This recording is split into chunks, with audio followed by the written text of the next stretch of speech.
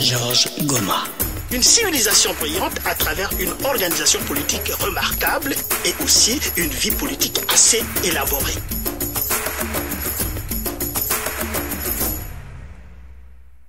Alors bonjour Georges, ce matin, comme promis, on va parler de littérature africaine, mais anglaise, cette fois sous l'angle de l'Angleterre, un peu parce qu'elle a laissé des traces un peu partout. Mais voilà, donc nous ne pouvions pas nous permettre de terminer un peu notre série de chroniques sur la littérature africaine sans aborder, n'est-ce pas, cette autre littérature grandiose, alors grandiose, qui est la littérature africaine d'expression anglaise.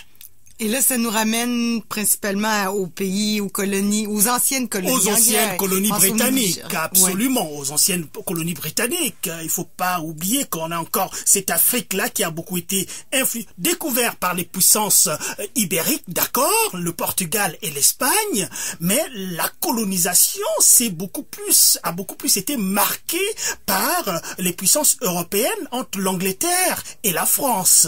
Voyez, et donc le Nigeria notamment et l'Afrique du Sud, voilà un peu les deux espaces géographiques africaines qui ont été marqués, influencés par cette colonisation britannique et qui a fait émerger aussi, n'est-ce pas, cette littérature africaine moderne. Oui. Et il faut savoir que les sources d'inspiration de cette littérature moderne, c'est quand même ce choc de culture entre les Européens qui arrivent et puis les Africains qui subissent cette pénétration européenne et qui voient leur structure complètement changer. Et les deux auteurs que nous allons évoquer aujourd'hui au Nigeria vont travailler autour de cette thématique. N'est-ce pas? Ouais. Le choc, la rencontre entre les Européens qui viennent avec la culture occidentale et les structures traditionnelles qui subissent, n'est-ce pas, cette culture occidentale. Alors on est principalement, comme tu dis, dans le Nigeria. Au Nigeria. Voilà. Au Nigeria. Hein? J'ai expressément choisi ces deux auteurs du Nigeria parce que, bien évidemment, le Nigeria, c'est l'un des grands pays africains qui vient de nous démontrer une leçon de démocratie il n'y a pas longtemps. Et cette leçon de démocratie, il faut le mentionner parce que dans les auteurs qu'on va voir là, ça revient encore. Je crois que ça a été une grande première que le Nigeria puisse, n'est-ce pas, mettre sur pied un système démocratique et puisse mettre en route, n'est-ce pas, tout un processus démocratique avec une dévolution du pouvoir, c'est-à-dire un passation du pouvoir, une alternance démocratique sans problème, comme ça s'est passé dernièrement. Ouais. Alors, donc le premier grand auteur écrivain nigérian d'expression anglaise, c'est Chinua Achebe. On pourrait sourire, évidemment. On pourrait sourire, évidemment.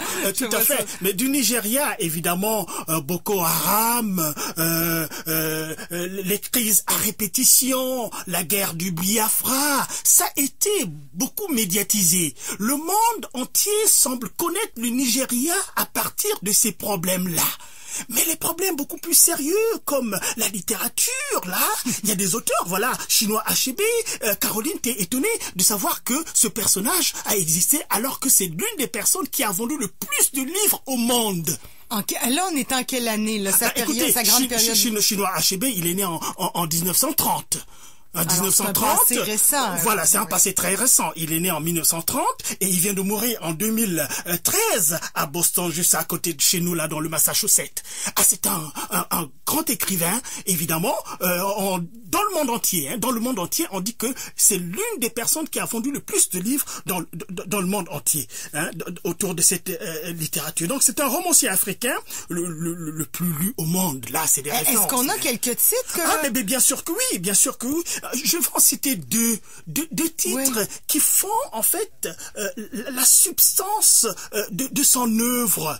Alors, le premier qu'il a écrit en 1958, ça s'intitule Things Fall Apart. Things Fall Apart, qu'on a traduit évidemment, le monde s'effondre ou tout s'effondre. Alors, autour de cet ouvrage de tout s'effondre, qu'est-ce qu'il montre? Qu'est-ce qu'il démontre? Eh bien, évidemment, il évoque un choc culturel. Vous savez que le Nigeria, jusqu'aujourd'hui d'ailleurs, malgré le modernisme et tout cela, c'est un pays qui a conservé ses traditions. Vous voyez les mariages nigérians, alors il y a du modernisme, mais c'est empreint de traditions très très fortes. Ouais. Et dans les 250 États que compte le Nigeria, la tradition, il y a toujours eu ce point d'honneur à conserver la tradition malgré les assauts du modernisme. Vous voyez? Et ça, c'est le Nigeria. Et là, dans cet ouvrage-là, Things Fall Apart, donc tout s'écroule, ça évoque ce choc culturel de la pénétration britannique au Nigeria. Dans l'Afrique noire. Dans l'Afrique noire d'une manière générale, mais là précisément au Nigeria. Donc c'est arrivé des Britanniques chez les Igbo à la fin du 19e siècle et la colonisation britannique qui fait que, ben, évidemment, tout est bouleversé et l'acteur central en concours de ce livre, à la fin, finit par se suicider. Vous voyez? Quand on arrive à se suicider, c'est que dans la tête, là, ça vraiment, ça dérange pas mal. Et évidemment, tout s'est écroulé, là. Tout s'est écroulé. Et dans ce livre-là, il avait prévu ça en 3 grandes parties. Mais finalement, les textes étaient tellement longs qu'il a préféré, finalement, faire une trilogie. Une trilogie. C'est-à-dire, les parties constituaient chaque partie un livre. Vous voyez? Et donc, le deuxième livre qu'il a écrit, qui s'intitule No Longer at Arise. Arise, c'est pour gommer là, Arise. No Longer at Arise, et qu'on a traduit tout simplement par malaise. C'est un malaise. Vous voyez? Donc, l'acteur principal du premier livre, Things Fall Apart, en concours, et qui a eu son petit-fils, et qui va en Angleterre recevoir une éducation britannique, revient maintenant au pays. Mais avec cette éducation britannique occidentalisée à l'extrême, alors là aussi, il rencontre encore ce même choc culturel. Ce n'est plus les Blancs qui viennent, mais c'est le Noir qui est parti chez les Blancs et qui revient chez lui, chez les Noirs, et qui est dans cette situation difficile. Et qui est chez lui nulle part, finalement. Mais finalement, qui est chez lui nulle part. Un peu comme Daniel Laferrière en parle dans l'exil. Mais bien sûr, on borde toujours autour des mêmes thématiques. Et donc, c'est un effondrement personnel. Il marque bien là-dessus, c'est un effondrement personnel dans cette confrontation entre la tradition et le modernisme. Voilà un peu pour Chinua Achebe, le classique de son vivant. Déjà, il était déjà le classique de la littérature nigériane d'expression anglaise. Ouais, voilà. Africaine d'expression anglaise. Alors, maintenant, l'écrivain nigérian le plus à succès et le plus truculent, eh ben c'est Wole Soyinka. Tu peux prononcer Wole Soyinka? Wole Soyinka. Soyinka. Ben voilà. Wole Soyinka. Lui, il est né en 1934. Alors, Wole Soyinka, c'est d'ailleurs, pour voir un peu l'importance, c'est le tout premier Africain à se voir décerner le prix Nobel de la littérature. Or, le prix Nobel, tout le monde, c'est presque le prix le plus prestigieux. C'est le prix le plus prestigieux. C'est quand même un prix, en tout cas, très prestigieux. Ah, ben, très prestigieux, puisqu'il récompense annuellement, depuis 1901, un écrivain ayant rendu des grands services à l'humanité grâce à une œuvre littéraire qui, selon le testament du Suédois Alfred Nobel, qui est donc le créateur de ce prix, a fait la preuve d'un puissant idéal. Évidemment, dans l'œuvre de Wole Soyinka, nous autres... écoute, Caroline, tu dis souvent de Georges Goma qu'il est un sociologue engagé. Mais le vrai écrivain engagé, c'est Wole Soyinka. Toute son œuvre, c'est un engagement fort. C'est lui, en tout cas dans son œuvre, ça se transparaît. Je te dire quelques titres, par exemple, pour que tu saisisses très bien. Il y en a. Oui, bon, on peut supposer qu'il y en a beaucoup. Il y en a beaucoup. Nommons quelques titres. Ake, par exemple. Ake, les années d'enfance. Là, il essaie de décrire un peu ses années d'enfance, sorties en 1986. Alors, il faut partir à l'aube. Il faut partir à l'aube. Tu te rappelles un peu d'une chronique qu'on avait fait sur le mois de l'histoire des Noirs, ici au Canada. Hein, le chemin de fer clandestin. Et on partait de Détroit à l'aube. Vous voyez un peu ce climat-là, de se cacher. Et là, on est au Nigeria, toujours avec l'influence, n'est-ce pas, de la colonisation britannique, qui impose quand même. Donc, voilà, ici aussi, on touche un peu à cela. Cet homme est mort. Cet homme est mort. Voilà, le titre est très, très, très choquant comme ça. Et sur cet homme est mort, je vais te dire encore, voilà ce qu'il déclare. Il faut éradiquer tout concept pouvant excuser les atrocités infligées à l'esprit humain. Et là, il fustige à travers son livre Climat de peur aussi, voilà, Climat de peur et tout cela, le pouvoir autoritaire et corrompu des dictateurs africains. Vous voyez, c'est tout ce que nous faisons ici, là. Caroline, t'es bien témoin de ce combat que nous menons ici par rapport aux dictateurs qui sont en Afrique, qui plutôt que de tirer l'Afrique vers le haut, tirent l'Afrique vers le bas. Mais lui, je viens d'accrocher le micro. Cet auteur écrivait du Nigeria ou de l'extérieur? Il a écrit du Nigeria. Et on va voir, tu as bien fait de poser cette question. Mais ça pose une certaine difficulté. Et ce qu'il y a de particulier avec Wole Soyinka, c'est qu'il n'avait pas froid aux yeux. Il était au pays, il frôlait tout le temps la mort. Il a tout souvent été condamné à mort par rapport à ses prises d'opposition. Et il a vécu aussi en exil, bien évidemment. Il a vécu aussi en exil. La guerre du Biafra, par exemple. Il s'est opposé à la guerre du Biafra. La sécession du Biafra en 1967 jusqu'en 1900, je me rappelle plus, mais autour de cette période-là. Mais pourquoi est-ce qu'il a été condamné, qu'il a été taxé de trahison? Mais c'est tout simplement parce qu'il voulait faire signer un accord de paix entre les deux parties en conflit. Qu'est-ce qu'il y a de mal à cela?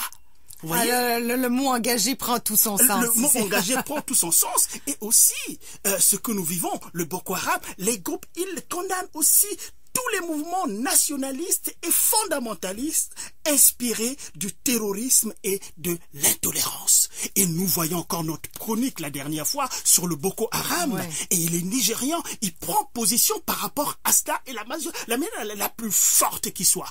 Voilà. Il ne transige sur rien.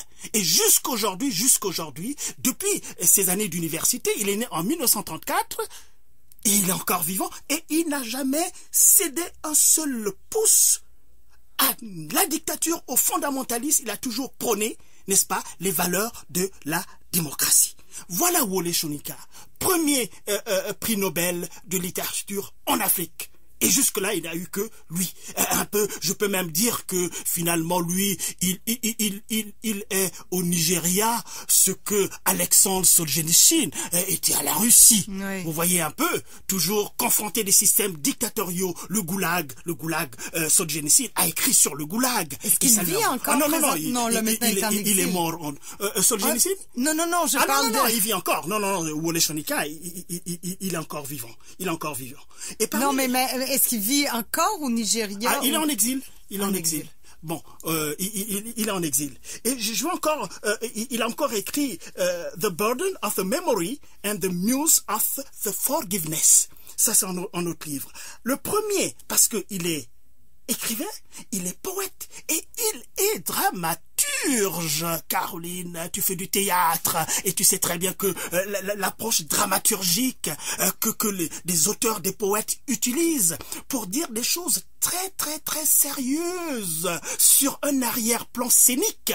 Vous voyez, on est sur les planches, on fait du théâtre, mais on aborde des choses sérieuses sous le ton de l'humour. Ouais, on peut dire beaucoup de choses. On peut dire aussi beaucoup de choses. Ben oui. De la scène. Alors, si les gens lisent pas, ben ils peuvent toujours aller au théâtre, entendre des choses. Entendre des choses, absolument. C'est une parole qui porte beaucoup aussi.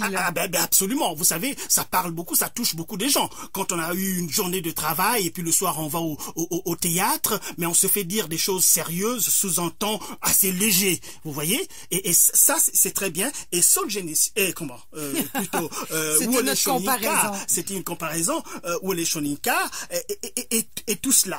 Il a écrit sa première pièce de théâtre qui s'appelle Le Lion et la Perle.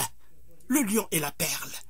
Alors, rapidement, le synopsis dans cette pièce de théâtre, c'est encore le choc de culture là, le choc de culture. Et l'histoire qui se joue là, la comédie des mœurs, c'est une comédie des mœurs que d'ailleurs Molière n'aurait pas du tout renié. Ah, ça c'est clair et net. Il n'aurait pas renié parce que dans la pièce de théâtre qui s'y met en route, la lutte entre l'homme d'action et de sagesse traditionnelle, action et sagesse traditionnelle, on est dans la tradition pure et simple du Nigeria en tant que tel, et qui s'appelait Baroka, et un jeune instituteur occidentalisé qu'on appelle Lakoundé. Et cette lutte s'opère pour la conquête d'une merveilleuse perle. Et la merveilleuse perle, c'est une très jeune et jolie femme qui s'appelle Sidi. Alors on va imaginer entre le vieux qui a 66 ans, qui a 53 enfants, et qui a plein de femmes, et qui est dans la tradition, et un jeune qui est allé en Europe, qui s'est instruit, un jeune instituteur, qui vit selon les mœurs, et une jolie et belle femme. Alors, d'après toi, je te pose cette colle-là, Caroline. D'après toi, qui va gagner entre le vieux et le jeune? Bon, allons-y pour la jeunesse. Pour la jeunesse. Eh bien, malheureusement, c'est le vieux lion. Parce que le vieux lion, avec cette sagesse traditionnelle, avec les enjeux. En plus, il était fortuné. Il était fortuné. Ça aide, ça, oui, il était fortuné. C'est un détail que tu n'avais pas dit avant. Voilà, il était fortuné. Et très bien, tu fais bien d'observer cela, parce que à la fin, on met en évidence le fait que, bon, la femme, malgré tout, est utilisée comme une marchandise. Vous voyez? Donc, celui qui a plein d'argent et le jeune instituteur pas toujours fortuné, et le vieux qui a plein de femmes et 53 enfants, 66 ans, il a raflé la mise. Bon. Voilà. Et puis, ici, il y a climat de peur, une saison d'anomie, cycle sombre, tu vois un peu les titres. Donc, ça montre toujours le malaise de l'Afrique aujourd'hui. Hein? Il brode, donc, chinois HB, c'était beaucoup plus la thématique du modernisme et de la tradition. Mais chez Soninka, il y a cette problématique qui est là, et aussi ce qui est bien, c'est que ces deux auteurs ne se situent jamais dans un manichéisme de dire que la tradition est bonne ou le modernisme est bon. Ouais, non, toujours des zones grises, la vérité est entre Voilà, c'est ça. Mais ils arrivent toujours à articuler ces deux dimensions, et c'est ça qui est intéressant, parce que dans ces choses-là, on peut pas être manichéen. Dire que c'est ça qui est juste et c'est ça qui est faux, c'est ça qui est... C'est pas possible. Il y a brassage des cultures, alors il faut savoir, n'est-ce pas, tirer le meilleur de chaque. Et puis en plus, ces auteurs-là aussi, ont pu rectifier sur tout ce qui protégeait beaucoup la tradition africaine. Et quand ils ont vu un sacrifice humain, là c'est dans la tradition. Sacrifier une personne à cause de ce genre de rituel. Ça les a froissés pour dire que, cette tradition que nous défendons, il y a quand même des zones d'ombre qu'il vaut mieux, n'est-ce pas, éradiquer. Et puis je vais terminer en disant un peu quelque chose sur une saison d'anomie. Bon, l'anomie, c'est un concept de sociologie. En tant que sociologue, évidemment, j'ai bien manipulé ce concept-là. Et je le retrouve, n'est-ce pas, dans la littérature de Wole Soyinka. C'est quoi l'anomie? L'anomie, qui est un concept que je tiens d'Émile Durkheim, qui est évidemment l'un des grands sociologues, le père fondateur de la sociologie moderne en tant que discipline scientifique. Il a écrit même un livre qui s'appelle L'anomie. L'anomie, c'est une situation dans laquelle une société se retrouve quand tout le système de valeurs, tout le système de normes ne répond plus. Vous savez, la vie en société, il faut respecter les normes. Il y a un système de valeurs qui existe, qui nous permet de nous tenir en équilibre. Alors, quand tous ces systèmes de valeurs ne fonctionnent plus, c'est le chaos total. C'est le chaos total. Et lors des guerres, par exemple, puisque la police ne répond plus, l'administration ne répond plus, l'école ne répond plus, plus aucune institution ne répond, alors les gens sont livrés à eux-mêmes. C'est un chaos total. Et beaucoup de gens se suicident souvent durant ces périodes-là parce qu'on ne sait plus comment se tenir. On pourrait faire un parallèle avec ce qui se passe en Libye, en Syrie, cette crise de migrants. Absolument. Et on peut faire, évidemment, le rapprochement avec ce qui se passe dans ces pays-là. Et Wole Soyinka, évidemment, avec une saison d'anomie aussi, essaie d'évoquer un peu comment est-ce qu'une société peut être bouleversée dans son dans son plus profond et où le système de valeurs ne répand plus. Les gens sont livrés à eux-mêmes. Et il faut savoir aussi, il y a la notion de l'assimilation aussi. L'assimilation et la culturation. Mais on aime plutôt la culturation. Parce que quand il y a deux cultures qui se rencontrent, la culturation, c'est la personne qui peut, ok, je suis au contact d'une nouvelle culture, ben, je vais pas oublier ma propre culture. Je vais prendre les éléments positifs, je vais articuler, avoir une certaine culture hybride, mais pourvu que je reste en équilibre. Mais l'assimilation, c'est quand on vous dit, par exemple, qu'écoutez, un peu comme ça a été la colonisation française, c'est de dire qu'écoutez, moi le français, je suis venu en Afrique, mais oubliez vos cultures et prenez la mienne que je viens d'avec en France. Voilà. Et je t'avais dit la dernière fois aussi que nos ancêtres étaient des Gaulois.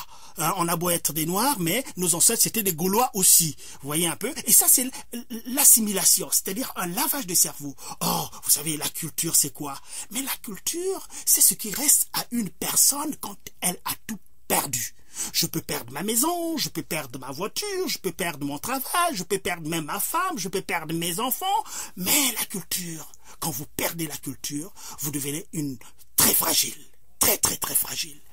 Si bien que tout rapport à la culture, c'est un élément qu'il faut prendre avec beaucoup de parcimonie, et souvent dans nos sociétés occidentales, puisqu'il y a ce problème culturel qui se pose, évidemment, à force de pousser les gens à couper de leur base culturelle en tant que telle, eh bien, parfois on crée des problèmes sociaux plutôt que de les régler. Voilà. Georges, ces deux auteurs-là, évidemment, de grands auteurs nigériens, traduits en français si on en veut. Ah oui, bien sûr, ça a été beaucoup traduit en français, et bien sûr, les œuvres. Est-ce que tu peux rappeler un peu les noms de ces auteurs-là pour voir un peu?